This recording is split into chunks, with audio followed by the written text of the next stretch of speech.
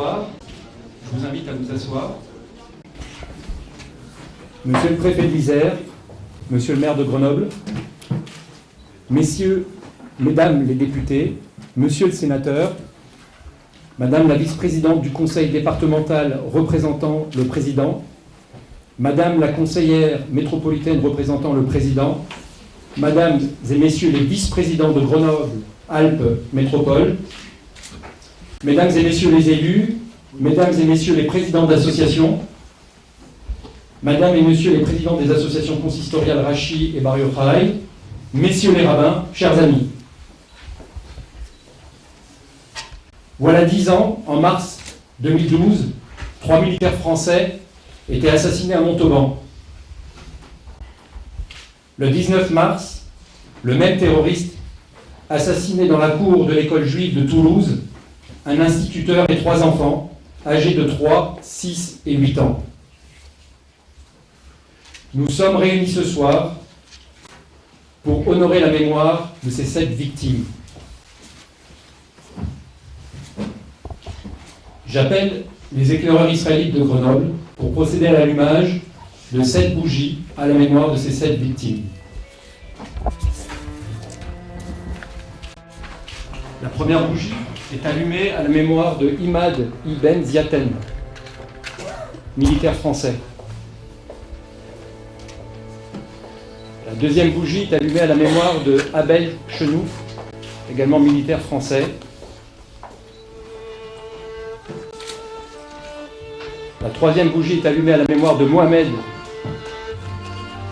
Le Gouad, militaire français également. La quatrième bougie est allumée à la mémoire de Jonathan Sandler, qui est instituteur à l'école Ozara Torah à Toulouse.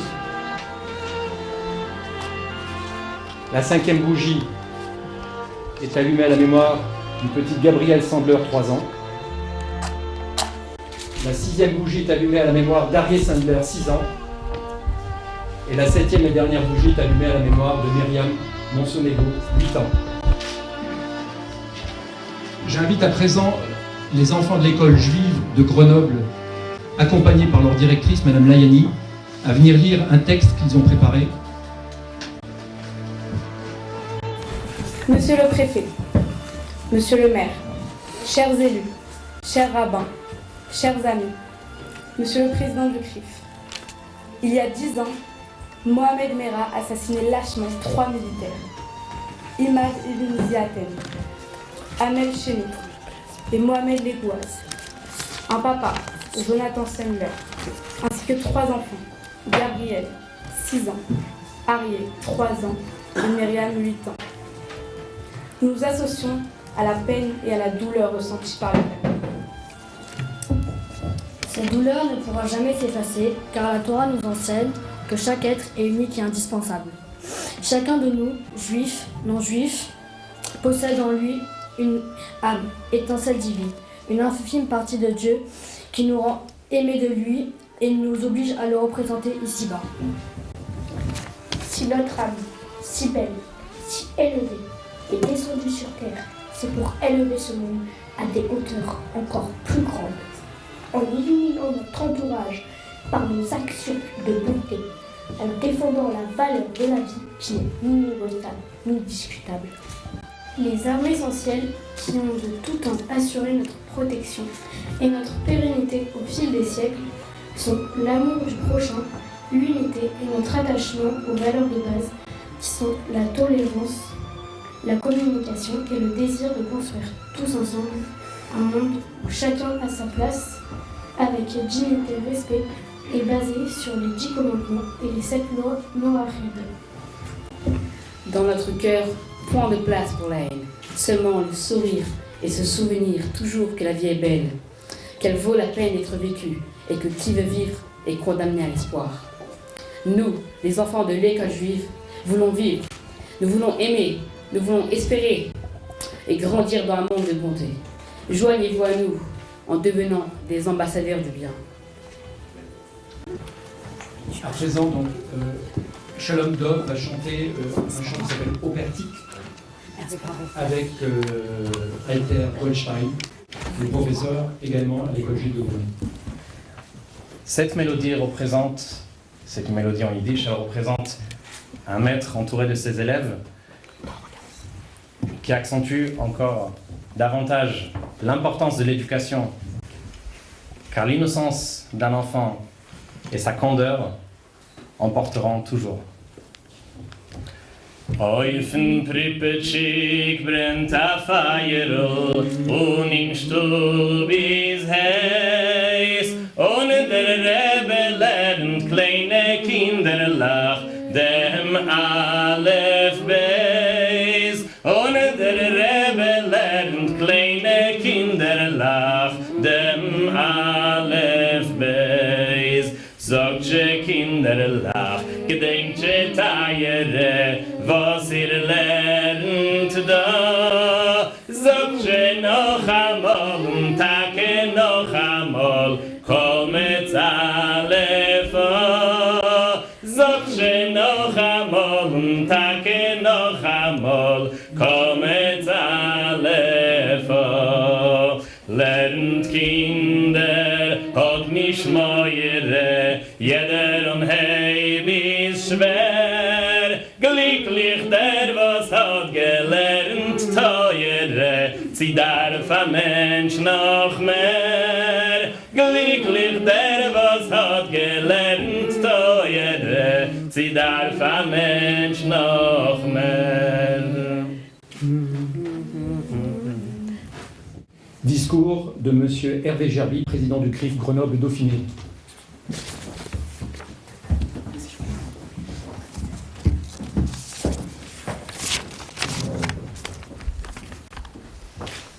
Monsieur le préfet, monsieur le maire, mesdames les députés, monsieur le sénateur, madame la vice-présidente du conseil départemental représentant le président, madame la conseillère métropolitaine représentant le président de la métro, mesdames et messieurs les vice-présidents de Grenoble Métropole, mesdames et messieurs les élus, mesdames et messieurs les présidents d'associations, monsieur le représentant du diocèse, messieurs les rabbins, chers amis, au nom de la communauté juive de Grenoble et du comité directeur du CRIF Grenoble-Dauphiné, je tiens tout particulièrement à vous remercier d'avoir répondu présent, spontanément, à l'appel de la mémoire que nous vous avons lancé il y a quelques jours.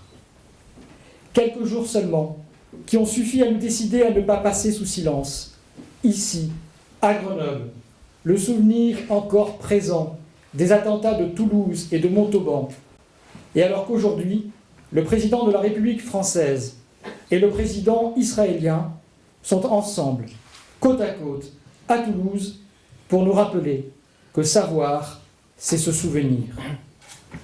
Je remercie particulièrement la synagogue Bar Yochai, son président Éric Bensoussan, et son bureau de nous accueillir ici, dans ce lieu symbolique de la vie juive. Je remercie l'école juive de Grenoble, Or Menachem, et ses enfants, de les avoir associés à ce moment. Je remercie aussi nos jeunes éclaireurs israélites d'être à leur image, pour le bien, toujours prêts. Cette jeunesse, elle est au cœur de cette cérémonie mémorielle. Elle aura à son issue encore grandi avec nous et sous le regard bienveillant de nos porte-drapeaux, toujours prêts eux aussi pour le bien. Enfin, sachons aussi faire un accueil chaleureux au rabbin Ramim Sebag. Il était à Toulouse. Il était à Ozar Torah ce 19 mars 2012. Il nous fait l'honneur d'être avec nous pour un temps fort de recueillement. Que cette cérémonie puisse laisser la flamme du souvenir et de nos consciences toujours vives. Nous n'avons pas oublié que le 11 mars 2012, un terroriste abat tout aussi froidement le maréchal des logis-chefs Imad Ibn à Toulouse, au nom de « Tu tues mes frères, je te tue ». Imad était franco-marocain, il servait la France. Nous n'avons pas oublié que le 15 mars 2012, ce terroriste abat encore froidement à Montauban Abel Chenouf et Mohamed Legouad, laissant pour mort Loïc Libert. Abel et Mohamed étaient français, d'origine algérienne. Ils étaient militaires, ils servaient notre pays. Nous n'avons pas oublié que le 19 mars 2012, ce terroriste revient à Toulouse et fait feu à 8 h du matin devant la cour de l'école aux Arts à Torah. Jonathan Sandler n'a pas pu protéger de ses mains nues ses 2 enfants, Arié et Gabriel. Le terroriste en abattra un des 2 alors qu'il rampe encore vers son père. Nous n'avons pas oublié ces instants terribles de la petite Myriam Monsénégo, blessée, tenue par les cheveux alors que son assassin la menace d'une arme qui s'enraye, qu'il change et tire à bout portant une balle dans la tête. Les visages de Jonathan, d'Arié, de Gabriel et de Myriam, comme ceux de ces 3 militaires, sont ceux de la France. Le visage du terroriste aussi. En 2012, malgré les images de la GoPro du tueur, la France ne voit pas qu'il ne s'agit là ni d'un fait divers, ni du produit d'un déséquilibré ou d'un loup solitaire. En 2012, nous refusions de voir que ces attentats, revendiqués par Al-Qaïda, sont les prémices des attentats de Charlie Hebdo, de l'Hypercacher, du Bataclan, du Stade de France et des terrasses parisiennes. En 2012, les larmes des Juifs de France annonçaient les larmes à venir de tous les Français. Depuis 7 mois, pour l'histoire, pour la justice, se déroule le procès des terroristes du Bataclan et des terrasses parisiennes. Chaque semaine, les yeux rivés sur les visages de jeunes adultes, dans le box des accusés, je ne cesse de m'interroger. Comment des Français peuvent-ils ainsi vouloir l'anéantissement d'autres Français? En s'attaquant dans le même temps à des militaires et à de jeunes juifs, le terrorisme s'est attaqué à un symbole fort, celui de la place qu'occupent depuis toujours les Juifs de France dans leur propre pays. Oui, nous sommes un exemple d'intégration particulier. C'est au siècle des Lumières, à l'avènement de la raison, que l'intégration juive à la société française a commencé son chemin. L'acte d'émancipation de septembre 1791, voté par la constituante de la Révolution française, traduit ce vieux précepte araméen, Dina Benulta Dina, la loi du royaume est la loi. Avec fierté, les Juifs de France ont accepté que les mariages et les divorces civils précèdent les religieux, que le registre de l'état civil garde la trace de leur vie et de leur mort, et qu'enfin, le cours de leur existence soit réglé par les lois de l'État. Avec fierté et avec conviction, car en réalité, les lois essentielles de notre pays étaient déjà en accord avec les fondements mêmes du judaïsme, la primauté du droit et de l'équité sur la violence. Avec force, les synagogues ont intégré dans leur rituel la prière pour la France et pour les Français. En 1870, le décret Crémieux accorde la nationalité française en masse à tous les Juifs d'Algérie qui sortirent alors de leurs conditions de dhimmi, ces citoyens de seconde zone protégés par les musulmans. Ils s'attachèrent encore à défendre une intégration parfaite sans jamais renier leur attachement à leur propre religion. La synagogue devient le temple, la bar mitzvah se transforme en communion. Avec force encore, les Juifs de France ont soutenu la loi de 1905 qui affirmait l'égalité de toutes les croyances et protégeait la liberté de pratique religieuse. Enfin, même si ces objectifs initiaux étaient plus complexes, Napoléon offrit aux Juifs un cadre national pour leurs pratiques religieuses. Juifs chez soi et citoyens au dehors.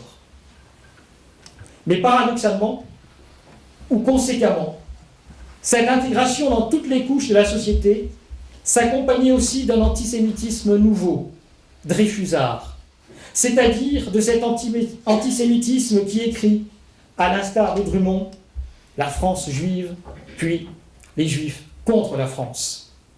Des idées qui infusent profondément dans la société française et qui furent véhiculées sans que la loi ne puisse limiter la liberté d'expression. Méfions-nous. N'oublions pas déjà que sous couvert d'une parole libre, la libre parole, ce journal odieux fut l'expression la plus nauséabonde d'un antisémitisme assumé.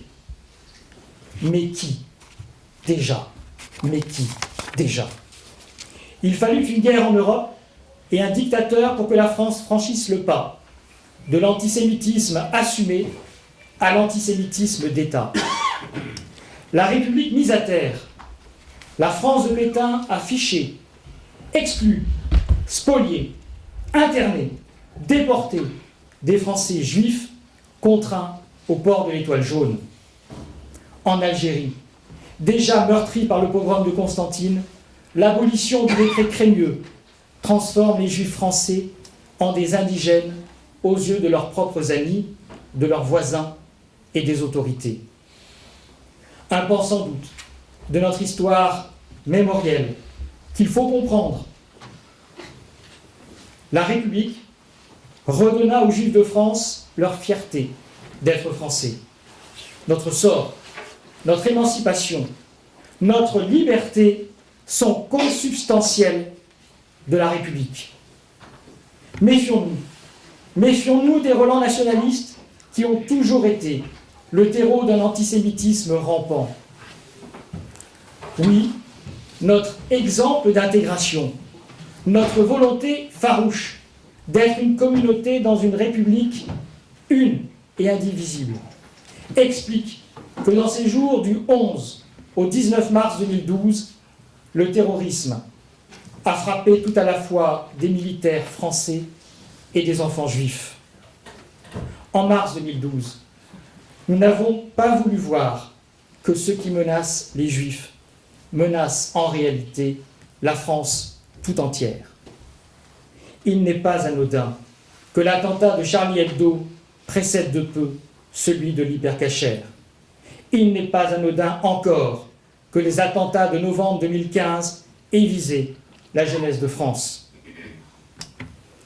À l'heure où malheureusement une guerre est ouverte sur le sol européen, avec un ennemi identifié que nous pouvons combattre.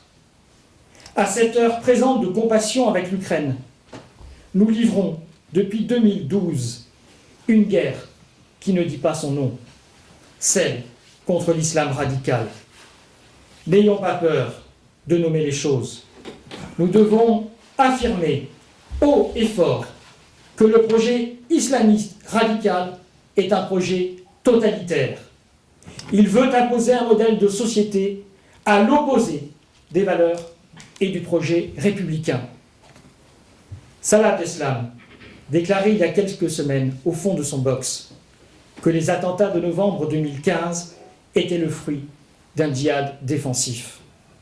Pas seulement en réaction contre les frappes françaises en Irak contre l'État islamique, pas seulement en relayant comme justification l'importation du conflit israélo-palestinien, mais bien en réaction à nos valeurs, au premier rang desquelles notre laïcité, réaffirmée par la loi du 15 mars 2004, interdisant le port ostensible d'un signe religieux à l'école.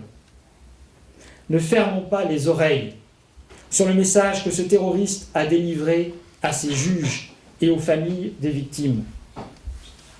Il a dit, avec ou sans lui, cet islam radical finirait par régner sur notre sol.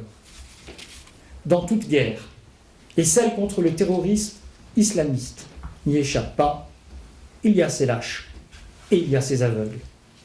Dans toute guerre, il y a des batailles de communication qu'il ne faut pas perdre. Non, le port de l'étoile jaune dans une marche contre l'islamophobie en novembre 2019 n'est pas dans le champ acceptable de la liberté d'expression.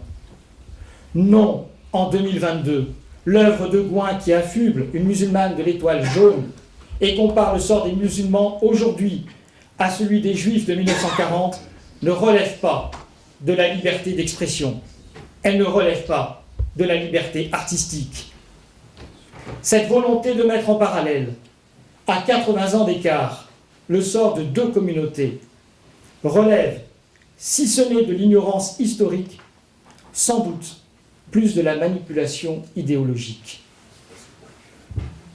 Une manipulation qui voudrait nous faire croire qu'aujourd'hui, au nom de la laïcité, la défense d'une certaine pratique de l'islam, la plus radicale et la plus exclusive, se trouverait légitimée. Levons-nous contre cette manipulation qui voudrait que la loi de 1905 évolue, alors même qu'elle renferme en elle depuis plus de 100 ans les valeurs de liberté, d'égalité et de fraternité qui ont permis aux Juifs français d'être ici et là, tout à la fois dans leur synagogue et dans la cité. N'acceptons pas de ne plus affirmer haut et fort nos valeurs universelles, celles proclamées par notre Constitution. La France est une république indivisible, laïque, démocratique et sociale. Elle assure l'égalité devant la loi de tous les citoyens sans distinction d'origine, de race ou de religion. Elle respecte toutes les croyances. À force de petites lâchetés et de grandes concessions, nous finissons par opposer les unes et les uns contre les autres. Comment affirmer vouloir défendre le vivre ensemble en acceptant que des règles minoritaires parce qu'extrémistes s'imposent à une majorité intégrante? La lutte contre l'islam radical est la seule manière de rejeter la confusion que d'aucuns veulent entretenir entre islam et islamisme. Cette confusion est inacceptable. Cette bataille que nous livrons doit être gagnée rapidement, à défaut de quoi nous ne compterons plus les dommages causés à nos frères musulmans de France. Le CRIF a permis aujourd'hui que le président français Emmanuel Macron et le président israélien Yitzhak Herzog commémorent ensemble ces attentats de mars 2012. Le signal est fort. Il marque la volonté de concilier l'attachement à la terre d'Israël et l'intégration à la société française.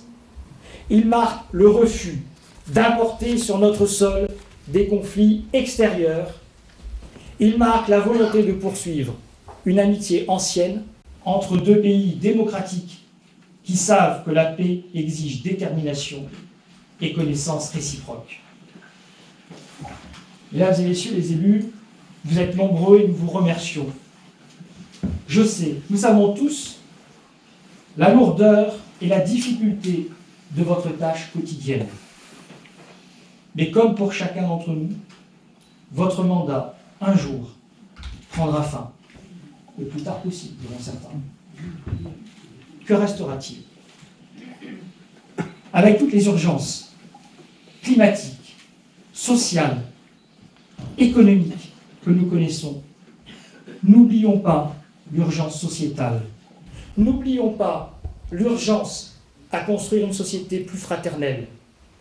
Car ces urgences climatiques, sociales, économiques ne sont rien pour elles-mêmes, mais elles sont tout pour l'humanité. Oui, il y a urgence à refaire société. Le CRIF Grenoble-Dauphiné entend prendre sa part à cette quête d'une société meilleure, mieux éclairée. Imad, Abel, Mohamed, Jonathan, Arié, Gabriel, Myriam, vous avez donné votre vie pour notre modèle de société. À nous d'être à la hauteur de cet héritage. Je vous remercie.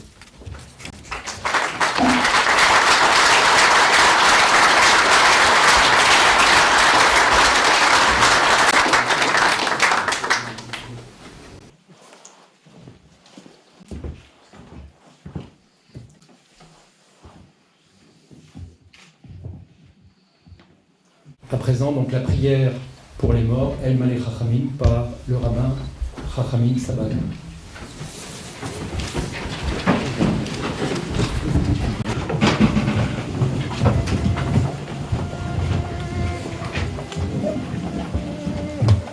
Juste juste avant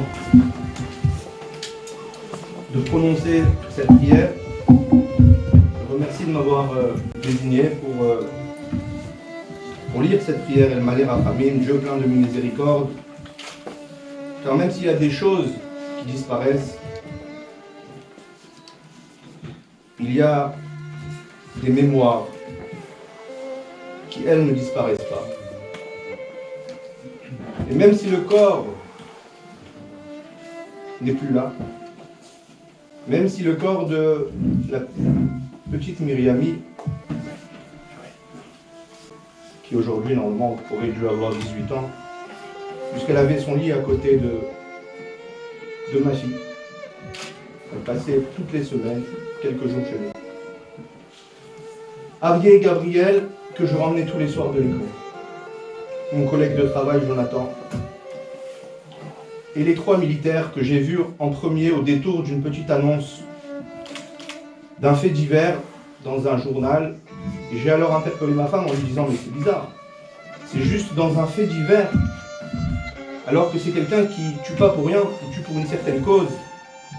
Qui nous dit qu'il ne viendra pas dans notre école ?» Et je dis ça à ma femme, j'interpelle ma femme en lui disant « Qui nous dit qu'il ne viendra pas dans notre école pour faire pareil ?» Ce n'est que quelques jours plus tard, lorsque j'entends des... J'arrive à 8h du matin à l'école. Il était là à 8h du matin. Et j'entends les gens déjà pleurer et hurler, et j'ai tout de suite fait demi-tour, car j'ai compris déjà. J'avais déjà fait la liaison. Et lorsqu'on m'appelait pour savoir ce qui se passait, on me dit « Avez-vous une idée ?» Je leur ai dit « Allez voir le petit fait divers, ça doit être le même. » Même si leurs corps ne sont plus là, il y a des choses qui ne disparaissent jamais. Leur mémoire, leur âme, toute la finalité de cette prière. Les souvenirs, l'empreinte que l'on laisse sur terre. Le roi Salomon dit Tov Shem Mishem En Tov. Qu'est-ce que je laisse sur terre? Chaque homme doit se poser, chaque femme, chaque être humain doit se poser cette question, peut-être même avant d'aller se coucher. Qu'est-ce que j'ai fait aujourd'hui? Qu'est-ce que j'ai laissé comme empreinte à mes enfants, à mes petits-enfants, à ma société, à ma communauté, à mon entourage? Alors aujourd'hui, nous allons tous prendre part à ce souvenir, à faire briller leurs âmes, qui est Tafat Kanfei Hashekhinah, comme nous allons le mentionner, sous l'aile finalement du divin. Ils retournent à leur source première, puisque l'être humain n'est pas qu'un corps, mais c'est l'association de 2 grandes choses, un corps et une âme. Shochen bameromim המצא מנוחה נכונה תחת כנפי השכינה במעלות קדושים וטהורים כזוהר הרקיע מזהירים לנשמות יקירנו שנפלו בקורבן, שהלכו לעולמם. בעל הרחמים יסתירם בסתר כנפיו לעולמים, ויצרור בצרור החיים את נשמתם. אדוני הוא נחלתם, וינוחו בשלום על משכבה ונאמר Amen. Éternel Maître du monde, ta providence embrasse les cieux et la terre. La force et la puissance t'appartiennent. Par toi seul tout s'élève et s'affermit. De ta demeure sainte, ô Hachem, ô Seigneur, bénis et protège la République française et le peuple français. Regarde avec bienveillance depuis ta demeure sainte notre pays, la République française, et bénis le peuple français. Que la France vive heureuse et prospère, qu'elle soit forte et grande par l'union et la concorde. Que les rayons de ta lumière éclairent ceux qui président aux destinées de l'État et font régner l'ordre et la justice. Que la France jouisse d'une paix durable et conserve son rang glorieux au milieu des nations. Accueille favorablement nos vœux et que les paroles de nos lèvres et les sentiments de notre cœur trouvent grâce devant toi, ô Seigneur, notre Créateur et notre Libérateur. Amen. Amen.